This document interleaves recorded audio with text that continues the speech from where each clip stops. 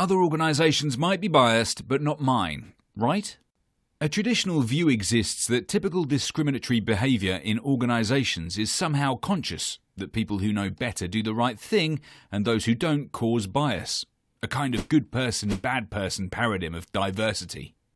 Surely this doesn't occur in modern organisations which are actively encouraging diversity? Well, researchers at MIT and the University of Chicago wanted to prove otherwise. In their 2003 study, the researchers distributed 5,000 resumes to 1,250 employers. These employers had stated in pre-interviews that they were aggressively seeking diversity. The resumes had a key distinction in them. Some were sent with names that were determined to be typically white, like Brendan, and others with names that were typically African American, like Jamal. The results were shocking. The applicants with typically white names received roughly 50% more callbacks for interview than those with typically African American names.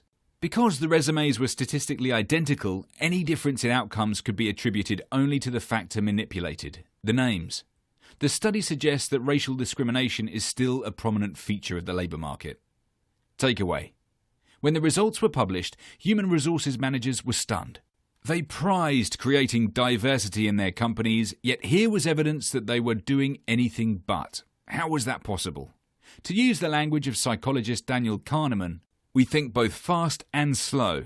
When deciding which resume to pursue, we weigh a few factors deliberately. But for hundreds of other factors, we must rely on intuitive judgment, and we weigh those unconsciously. Even if, in our slow thinking, we work to avoid discrimination, it can easily creep into our fast thinking.